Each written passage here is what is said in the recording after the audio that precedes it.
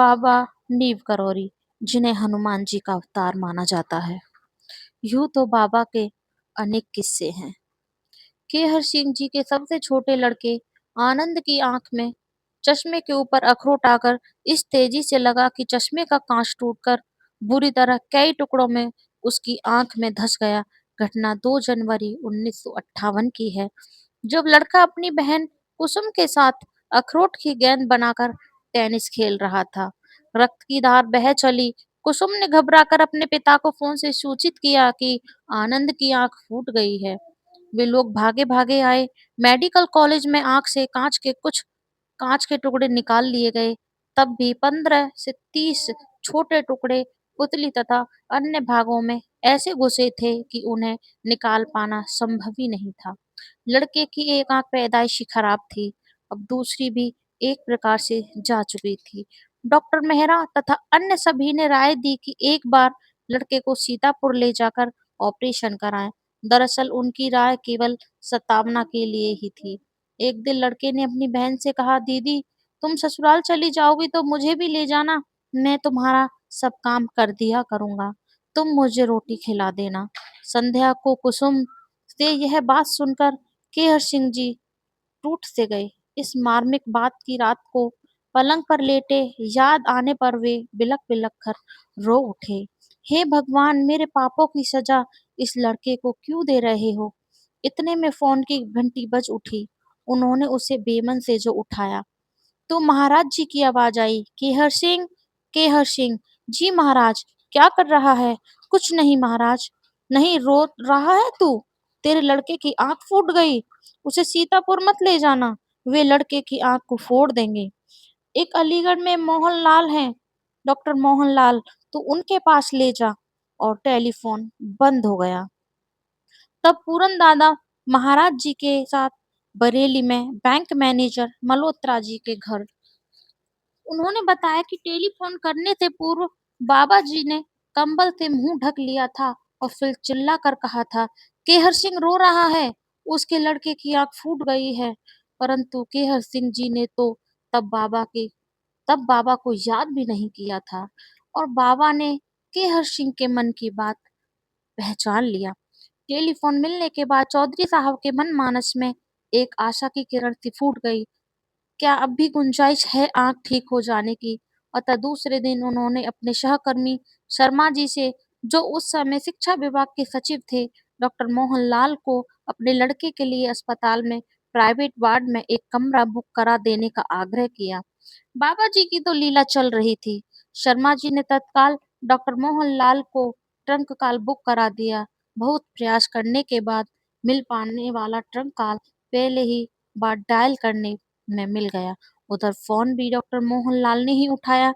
जब शर्मा जी ने उनसे सब बात कही तो मोहनलाल जी कुछ रोष में बोले, कैसे लापरवाह हैं ये तुम्हारे केहर सिंह?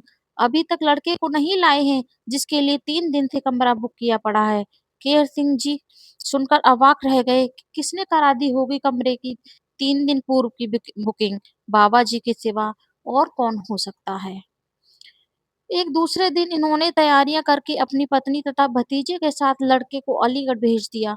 और अलीगढ़ पहुंचने पर स्टेशन में जिस व्यक्ति ने इन लोगों को रिसीव किया था, वे स्वयं डॉक्टर मोहनलाल थे, जो इन्हें अपनी गाड़ी में बिठाकर पहले अपने घर ले गए, उन्हें स्नान आदि से निवृत्त करा, भरपेट नाश्ता कराया और तब फिर अस्पताल ले गए। कौन प्रेरित कर रहा था अलीगढ़ के मशहूर डॉक्टर मोहनलाल को कि अपने मरीज को स्वयं स्टेशन से घर ले जाकर खातिर तवाजो कर अस्पताल ले जाएं? स्वयं ये बाबा की लीला थी। एक हफ्ते तक लड़के की आंख पर 7 अन्य विशेषज्ञों द्वारा रिसर्च होता रहा। अंत में 6 डॉक्टरों ने ऑपरेशन के विरुद्ध परामर्श कर दिया, और एक डॉक्टर शुक्ला जी ने ऑपरेशन कर डालने की हिम्मत कर दी कि इस पार या उस पार। लड़के की आंख तो वैसे भी जा चुकी है, परंतु ऑपरेशन करने पर केवल कुछ ही कांच के टुकड़े निकल पाए। 20-22 बारीक टुकड़े तब भी बने रहे आंख के भीतर, जो अब आंख का हिस्सा बन चुके थे। उन्हें निकालने का एक ही तरीका था, आंख को ही निकाल दिया जाए। लड़के की आंख में पट्टी बांधकर घर भेज दिया गया। शर्मा जी को फोन से सूचित कर दिया गया, सॉरी, जब आँख की पट्टी खुली तो लड़के को दिखाई देने लगा कुछ-कुछ हर चीज़ 20 से 22 आकृतियाँ ही नज़र आती थी। वह ना किसी चीज़ को और ना किसी व्यक्ति को ठीक से पहचान सकता था। आँख में धँसे ये 20 से 22 काँच के टुकड़े आँख के ही 20-22 लेंस बन चुके थे। केहर सिंह जी हताश होकर लड़के को एक और बाबा के पास ले गए, अपने परिवार के सदस्यों की राय पर। उन संत बाबा ने राय दी कि बच्चा चाँद की किरणों में बड़े गुण हैं, बड़ी शक्ति है। लड़के से कहो कि रोज़ चाँद की तरफ देर तक देखा करे। यह भी किया गया, पर लड़का 20-22 चाँद, 20-22 उँगलियाँ और 20-22 आकृतियाँ ही देखता रहा। केहर सिंह जी मन मार कर बैठ गए। और तब एक दिन फरवरी माह में ऑफिस जाते वक्त उनके टेलीफोन की घंटी बज उठी। उधर से बाबा जी बोल रहे थे, केहर सिंह क्या कर रहा है? यहाँ आजा लल्लू दादा के घर। मैं लल्लू दादा के घर हूँ। और बाबा जी ने लल्लू दादा के घर का पता भी बता दिया। केहर सिंह जी को घर से निकलते वक्त लड़का दिखाई दिया। प्रभु प्रेरित लड़के को भी गाड़ी में बिठा लिया। लल्लू दादा के घर पहुंचे, महाराज जी को प्रणाम किया, पर लड़के ने ना ही प्रणाम किया और ना ही हाथ जोड़े, वह ऐसे ही खड़ा रहा।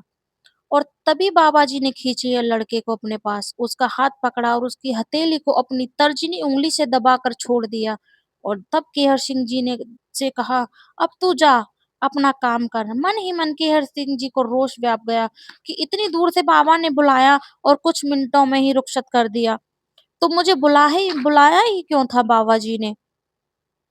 तब 5-6 दिन बाद एक दिन उन्हें बड़े विस्मय से देखा कि लड़का एक किताब लिए बड़े गौर से उसे देख रहा है। केहर सिंह जी के पूछने पर कि क्या कर रहे हो? लड़के ने कहा पढ़ रहा हूँ और किताब से पढ़कर उन्हें भी सुना दिया। कहाँ गईं वो 20-22 आकृतियाँ, जबकि आज के दिन भी काँच के वे 20-22 टुकड़े लड़के की आँख में ज्यों की त्यों ही बने रहे। डॉक्टर मेहरा और डॉक्टर मोहनलाल ने ही ये अचंभा सुनकर पुनः लड़के की आँख का परीक्षण किया और काँच के टुकड़ों को यथावत पाया। वहाँ डॉक्टर मेहरा ने तो लड़के की आँख का पूरा इतिहास लिखकर अंत में कह दिया कि यह तो केवल देवी कृपा है, इसे मेडिकल साइंस का कोई हाथ नहीं है।